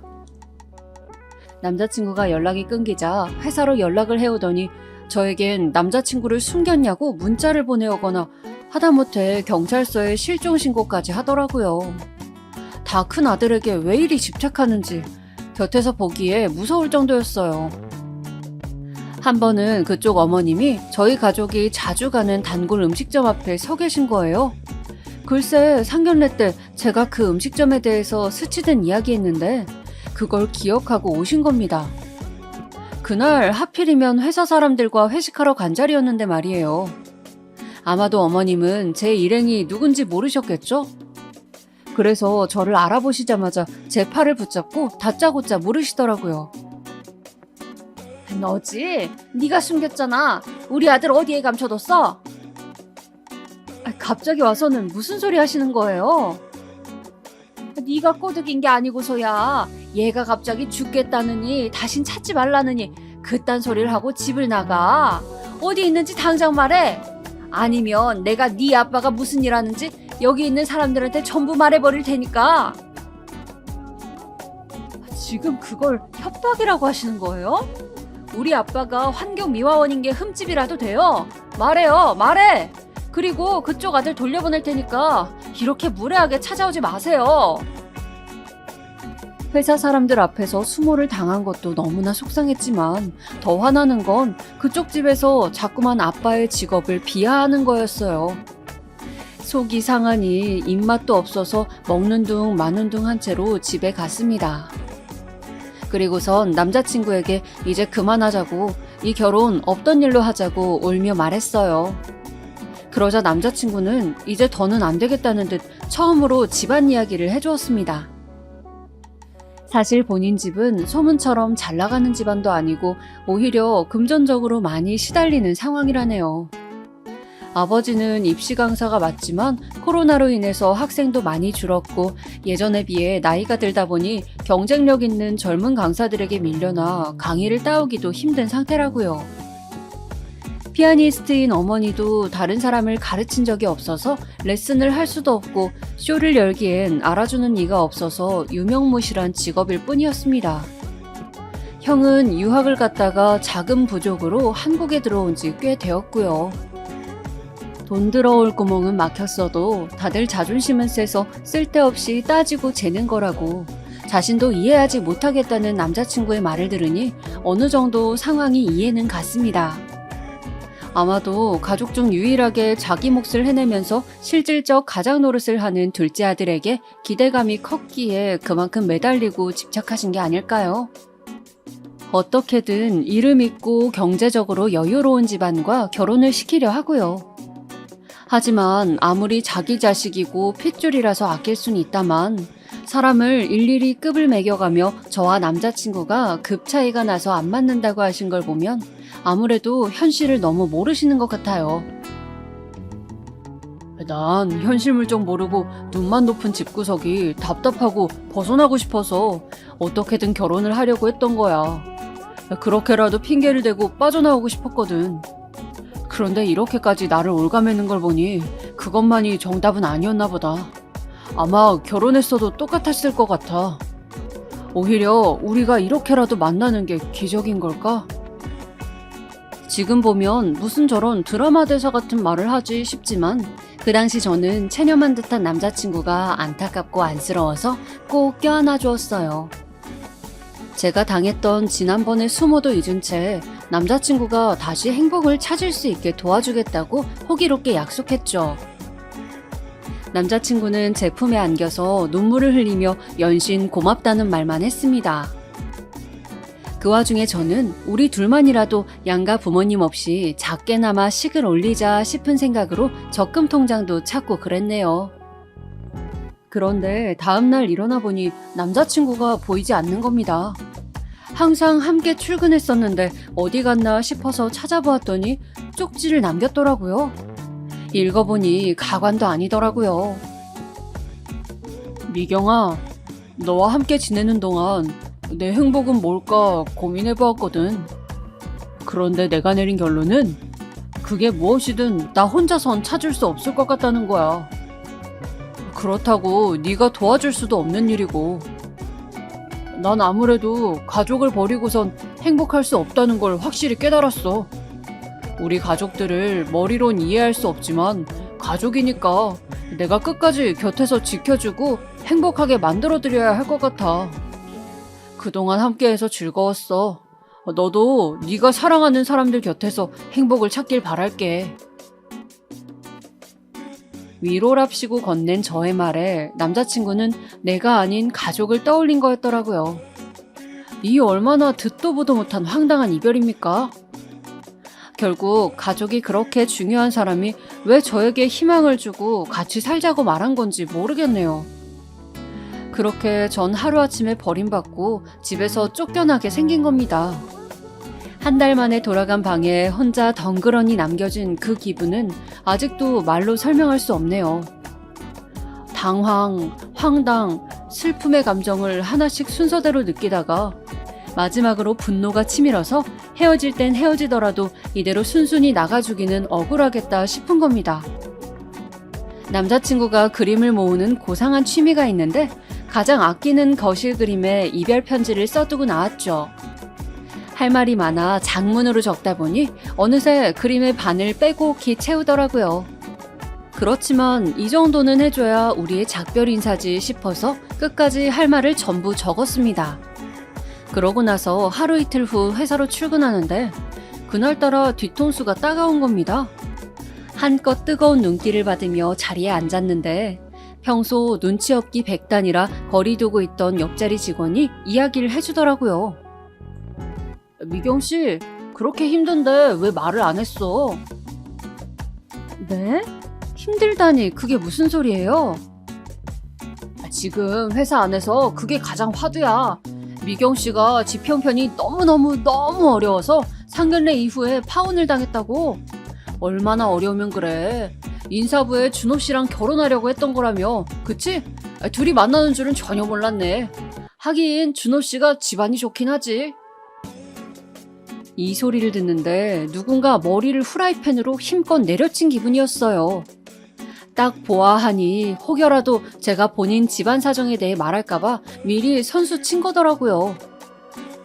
기분은 더럽지만 애써 대응하지 말자는 마음으로 일에만 집중했지만 워낙 평온한 회사라서 자주 없는 일이 생기니 오히려 더 시끌벅적해졌어요. 가난하다, 파혼당했다 등의 소문은 크게 신경 쓰지 않지만 함께 회사를 다니는 남자친구의 정체가 드러나니 그게 가장 싫더라고요. 본인이 그렇게 공개하고 싶어서 티를 내더니 결국 마지막에 이 사단을 만들었구나 싶고요. 그렇게 친한 동료들, 안 친한 동료들 가릴 것 없이 하루 종일 각종 입방아에 올라가며 시달리다가 2달 만에 집으로 돌아갔습니다. 가족들에게 그동안 있었던 일을 다 사실대로 말했어요. 우리 가족한테 상처 준 집안인데 바로 헤어지지 못해서 죄송하다 말하고선 끝은 안 좋았지만 그래도 그렇게 살아보니까 미련은 없다고 말했습니다. 이야기를 묵묵히 듣던 가족은 사실 제가 남자친구와 있던 걸 알았지만 그래도 돌아와서 기쁘다며 웃어주었죠. 나중에 동생에게 듣기론 아빠는 제 상견례 이후 결혼을 취소한 게 당신 탓인 것만 같아 그동안 잠도 제대로 못 주무셨다고 하고 엄마도 그런 아빠를 보며 많이 힘들어하셨대요. 그것도 모르고 집을 나간 제가 스스로 한심해서 너무 죄스러웠어요. 액땜 아닌 액땜을 했으니 앞으로 갚아나가면서 다시 열심히 살아가자라고 몇 번을 다짐했습니다. 그런데 다음날 출근하고 보니 또 커다란 산 하나가 도착해 있더라고요. 제 책상 근처로 사람들이 몰려있는 겁니다. 다가가서 보니 남자친구 집 거실에 걸려있던 그림이었어요. 제가 쓴 이별 편지에 또 답장을 적어서 회사 사람 모두가 볼 수 있도록 친히 제자리에 갖다 둔 겁니다. 정말이지 지극정성이죠? 너같이 한심하고 이기적인 인간은 그 미칠 듯이 사랑하는 가족 곁에서 떠나지 말고 평생 꼭 붙어서 살았으면 좋겠다라는 식으로 적어두었는데 본인은 애초에 사람들에게 보여줄 걸 의식하고 혼자 절절한 사랑을 한 것처럼 다음 생에라도 만나자는 낭만식의 답장을 써두었네요. 아, 이건 곧 나를 그만두게 하려는 심산이구나 싶어서 남자친구를 바로 찾아갔습니다. 제가 올 줄 어느 정도 알았다는 것처럼 침착한 얼굴로 맞이하더라고요. 어차피 다 소문 날 대로 난 사이니 가릴 것도 없겠다 싶어서 회사 아래층 카페에서 만났어요. 오랜만이다. 못 본 동안 잘 지냈어, 미경아? 못 본 지 나흘 됐으면서 뭔 소리야. 왜 자꾸 유치하게 회사에다 미리 손을 쓰지? 그렇게 안 하면 내가 네 비밀에 대해 떠들어댈까봐 불안해서 못 살겠어? 그러고 보니 너희 집 잘 산다는 소문도 네가 낸 거 아니야? 제 말에 남자친구는 아무 대답도 못 하더라고요. 설마 했는데 남자친구는 툭하면 자신을 포장하는 거짓말을 해가며 원하는 이미지를 만들어갔던 거였어요. 그래서 본인의 부모님에게도 거짓말을 통해 멋진 아들을 흉내내고 있지도 않은 경사를 만들어서 기대치를 한껏 높여온 거더라고요. 그러니 어머님의 아들 사랑이 그렇게 깊었던 것도 평소에 본인이 인기가 차고 넘쳐서 훨씬 좋은 조건의 여자를 만날 수 있다는 식으로 이야기해왔기 때문이고요. 진실을 알고 나니 그저 순수하게만 느껴졌던 남자친구의 모든 것들이 한순간 끔찍하게 느껴졌습니다. 대체 나한테 뭘 원하냐고 물으니 그런 거 없다고 대답하더라고요. 그냥 지금 이 순간의 곤경을 벗어나기만 하면 된다고요. 저는 마지막으로 저와 만났던 건 진심이냐고 아니면 그것조차 너의 이미지를 위한 거냐고 물었습니다. 쉽게 대답하지 못하더니 겨우 하는 말이 제가 회사 내에서 평판이 좋기에 더 만나고 싶었던 건 사실이래요. 씀씀이도 크고 하고 싶은 거 다 하면서 즐기며 사는 것 같기에 집도 잘 사는 줄 알았다고요. 하지만 부모님이 조건을 많이 보는 건 사실이라 우리가 결혼까지 못 간 거라고 덧붙이면서요. 왜 그 드라마를 보다 보면 가끔씩 상대방한테 물을 던지는 장면이 있잖아요. 아무리 허구라도 해도 어떻게 공공장소에서 저러냐면서 현실성 없다고 생각했는데 이제 보니 그 정도면 약과였어요. 전 물컵을 아예 얼굴에 세게 던지고 싶은 걸 꾹 참았습니다. 그리고선 알겠다고 하고 이제 날 좀 내버려두라고 말한 채 자리에서 일어섰어요. 그랬더니 남자친구가 마지막은 아름답게 이별하자면서 악수하자고 손을 내밀더라고요. 드디어 아예 미친 건가 싶고 이렇게 악수를 하기엔 저도 미친 사람이 될까봐 마치 뺨을 때리듯 그 손을 세게 내리쳤어요. 정신 차리라는 의미로요. 헉 소리가 카페에 울렸고 그 안에 모든 사람들이 우리를 쳐다봤습니다. 뭐 때릴만 했으니 때렸고 소리 날만 했으니 난 거라 전 별 상관 안 했습니다. 남자친구 얼굴만 붉게 달아올랐을 뿐이고요. 그렇게 쓸데없이 체면을 중시하니 나이 먹고도 양치기 소년으로 살지 싶더라고요. 자리로 돌아오면서 곰곰이 생각을 해보았는데 아무래도 이대로 넘어가기엔 억울했어요. 남자친구가 꾸며낸 그 사소한 일들 때문에 그동안 저와 우리 가족은 듣지 않아도 될 모욕과 상실감을 느낀 거잖아요. 어떻게 해야 그 사람한테 큰 한 방을 먹일 수 있을까? 어떻게 해야 그 가족들한테 내가 느낀 것만큼 수치심을 줄 수 있을까? 몇 날 며칠 동안 고민했습니다. 그렇게 생각해낸 게 제가 할 수 있는 최선의 방법 한 가지였어요. 소문을 그렇게 좋아하는 사람이라면 나도 똑같이 소문을 내줘야겠다 싶더라고요. 그래서 바로 양치기 소녀가 되어 몇 가지 계획을 짜기 시작했습니다. 유치하긴 해도 그 사람한테 가장 잘 먹힐 방법으로요. 우선 입이 가벼운 옆자리 직원에게 고민이 있다면서 만나자고 했습니다. 뭔 일인진 몰라도 역시나 흔쾌히 승낙했어요. 둘이 만난 술자리에서 전 그동안 회사에서 힘들었던 점을 허심탄회하게 이야기했어요. 그만둘까 고민 중이라고 하니 그럼 뭘 하며 먹고 살 거냐고 묻더라고요. 옳았구나 싶어서 저는 굉장히 비밀스럽게 말했죠. 옛날에 할아버지가 회사를 다니셨을 때 사두었던 자사 주식이 엄청나게 급등해서 노년까지 쓰고도 남을 유산을 물려주셨다고요. 동료는 처음엔 믿지 않았지만 제가 아빠와 주고받은 문자를 직접 두 눈으로 확인하니 금방 믿더라고요. 집에 있던 동생이 도와준 탓에 손쉽게 문자라는 증거를 만들 수 있었으니 다행이죠. 동료는 어쩐지 제가 너무나 자유로워 보였다며 아쉬울 거 없는 사람처럼 회사를 다니기에 이상하다 생각한 적이 있다고 하네요. 저는 이 사실을 비밀로 해달라고 덧붙이고선 언제든 그만둘 준비가 되어 있지만 이렇게 불명예스럽게 그만두면 할아버지 뵐 면목이 없을 것 같다며 슬픈 연기를 했어요. 그랬더니 동료도 제 일처럼 같이 슬퍼해 주었네요. 평소엔 무슨 일이 있어도 한 발짝 떨어져서 참견하던 사람인데 제가 돈 있는 집에 자식이라고 하니 감정이입이 더 잘 되었나 보더라고요. 며칠 뒤 저는 차근차근히 나머지 계획을 이행해 나갔어요. 회사 사람들이 쓰는 인터넷 커뮤니티에도 익명으로 글을 올렸거든요. 바로 유추할 만한 내용은 빼고서 우리 회사에 알짜배기 자산가가 있는데 아무도 모르는 것 같다고 썼죠.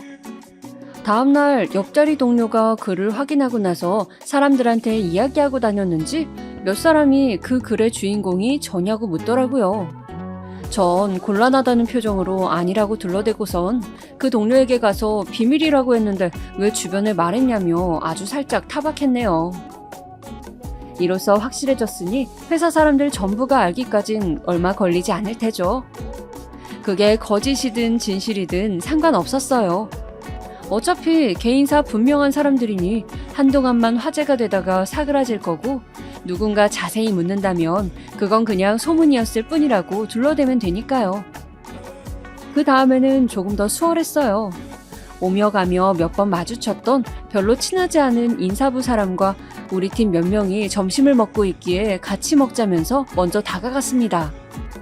이런저런 사소한 근황을 이야기하다가 인사부에 계신 분이 제게 조심스러운 말투로 준호 씨와 왜 헤어졌냐고 묻더라고요.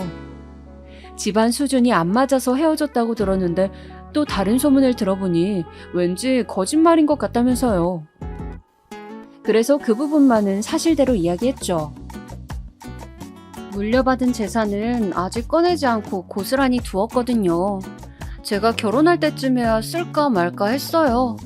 지금도 충분히 먹고 살만 하니까. 그런데 저희 아빠가 환경미화원이시거든요. 그걸 말했더니 그쪽에서 난리가 난 거예요. 어떻게 환경미화원 집안이랑 결혼을 하냐고요. 알고 보니까 그쪽 집안 상황이 소문과 달리 상당히 어렵더라고요. 딱하게도 본인 집 기둥을 세워줄 처가를 찾는 것 같던데 말이죠. 조금 안쓰러웠어요. 환경미화원을 비하하면서 상스러운 언행을 일삼는데 얼마나 힘들면 사람이 저렇게 될까 싶고 참 그래요. 이렇게 이야기하고 있는데 우리 팀 사람이 그럼 혹시 저번에 밥 먹으러 갔을 때 만난 아주머니가 준호 씨 어머니냐고 묻더라고요. 생각해보니 그 단골 음식점에서 어머님과 말싸움을 벌이고 있었을 때 우리 팀 사람들이 옆에서 듣고 있었거든요. 제가 기분이 너무 안 좋아 보여서 자세히 묻지는 않았다고 했지만요. 본인이 들은 게 맞다면서 어떻게 사람이 그러냐고 맞장구 쳐주는 사람들 덕분에 오랜만에 속이 좀 뻥 뚫리는 기분이었습니다. 세상에서 제일 재밌는 남의 집 싸움 이야기를 신나게 듣던 인사부 사람은 밥을 먹자마자 돌아갔네요. 일이 생각보다 커질 듯 했지만 제 예상보다 더 재미있어지기에 자꾸만 웃음이 터지는 걸 꾹 참았습니다. 그리고 정확히 사흘 뒤 전 남자친구가 집 앞으로 저를 찾아왔습니다. 처음엔 씩씩거리면서 왔지만 제 얼굴을 보자마자 뻔뻔함을 좀 자각한 건지 화를 가라앉히더라고요. 그러면서 사람들한테 자기 사정 이야기했냐고 묻기에 나는 너처럼 거짓말 안 하고 과장도 안 하고서 있는 그대로 말했다고 했어요. 그랬더니 말귀 못 알아듣고 어떻게 그럴 수 있냐, 복수하는 거냐 등등 갖은 투정을 다 부리기에 무시하고 집으로 들어가려 했습니다. 그랬더니 진짜 하고 싶은 말은 따로 있었다는 듯이 저를 붙잡더라고요. 있잖아. 그거 말이야. 네가 100억대 자산을 갖고 있다는 소문. 그거 설마 진짜야? 아니지? 너 나한테 그런 얘기 한 적 없잖아. 아니야? 순간 저도 모르게 크게 웃고 말았습니다. 정확히 노년까지 쓰고 남을 돈이라고만 했는데 그게 어느새 나도 모르는 100억대 자산으로 불어나 있더라고요. 소문이란 건 매번 사람 입을 탈 때마다 그 모습이 변하니 알면서도 참 징글징글하네요. 거짓말이지? 없는 거 보니까 거짓말이네. 맞지? 아니, 난 네가 찾아온 이유를 알 것 같아서 웃은 건데 이제야 진실을 알고서 내 바짓가랑이 붙잡으러 온 거 아니야? 바짓가랑이라니 무슨 말이 그래? 어머 미안해. 아직도 말이 헛나오네. 그래도 이렇게 얼굴 보니까 좋다. 사실 조금 흔들리는 것 같기도 해. 가끔은 네 부모님을 함께 만났던 그 시간으로 돌아가서 관계를 잘 풀었으면 어땠을까 생각도 했거든. 그럼 우리가 이렇게까지 되진 않았겠지 싶고. 너도 이렇게 찾아온 걸 보면 내가 밉지만 조금은 그리워했다고 생각해도 될까? 나도 내 마음을 잘 모르겠다. 어쨌든 조심히 가. 안절부절 못하는 전 남자친구를 두고서 보란듯 콧노래를 부르며 집 안으로 들어갔습니다. 일부러 마음이 남은 척해서 헛된 희망을 주고서 매달리면 그때 다시 한번 걷어차고 싶었거든요. 마지막에 전 남자친구의 넉나간 얼굴을 보니 어느 정도 효과가 있었던 것 같았어요. 그렇게 그간 있었던 일들을 가족들에게 신나게 이야기했더니 나이 먹고 그게 무슨 유치한 짓이냐며 잔소리 하시네요. 그렇지만 이내 다 같이 웃음을 터뜨리고 말았어요. 죄 지은 것도 아닌데 뭐 진지할 거 있나요? 특히 동생이 엄청 통쾌해하기에 그게 참 웃겼네요. 그러니 부모님도 내심 조금은 후련하지 않을까 싶었죠. 그런데 전 남자친구 쪽은 제 생각보다 이 거짓말에 대해 꽤나 진지했나 봐요. 그로부터 며칠 후 갑자기 연락해서는 같이 살던 집에 두고 간 게 있다면서 짐 챙기러 오라고 하더라고요. 생각해보니 옷 몇 가지를 두고 온 게 맞는 것 같아서 동생을 데리고 함께 갔습니다. 그런데 집 들어가자마자 깜짝 놀랐네요. 제가 혼자 오는 줄 알았는지 전 남자친구와 아버지, 어머니가 다 같이 계시더라고요. 얼떨결에 다시 한번 상견례를 하는 기분이었어요. 전 남자친구는 다시 만나고 싶다는 제 거짓말을 진짜로 믿었던 거예요. 가자마자 전 남자친구는 웃으며 제게 꽃다발을 안겨주었어요. 아니, 뭐 잘해준 것도 하나 없으면서 왜 그렇게 잘 지냈냐고 물어들 대는 건지. 왜 저를 불러낸 건지 살짝 예상은 갔지만 저도 모른 척 대화를 주고받았어요. 그러다 할 이야기가 떨어질 때쯤 그제야 너무나 속이 뻔히 보이는 말을 하더라고요. 역시 그 집은 염치를 모르는 무지한 집안이 맞았어요. 우리가 그때 이 결혼에 대해 조금 더 생각해보자고 했던 거 기억나지? 전에 듣기론 두 사람 다 고민도 많이 했고 이야기도 나눌 만큼 나눈 것 같은데 시간도 꽤 지났고 이제 미룰 것도 없지. 늦춰진 만큼 결혼 준비를 앞당겨 다시 했으면 하는데 네 생각은 어떠니, 아가? 우선 깊게 이야기하기 전에 먼저 사과해주세요. 저희 아빠 직업 폄하하고 집안을 욕하셨던 거요. 사과 없이는 전 한마디도 할 수 없어요. 아, 그래, 뭐 그때는 본의 아니게 미안했다. 하지만 다시 말하는데 분명 오해였어. 그런 의도로 이야기했던 게 아닌데 네가 너무 예민하게 들었잖니. 그래서 그래. 사과치고는 꼬리가 너무 길게 붙네요. 어쨌든 알겠습니다.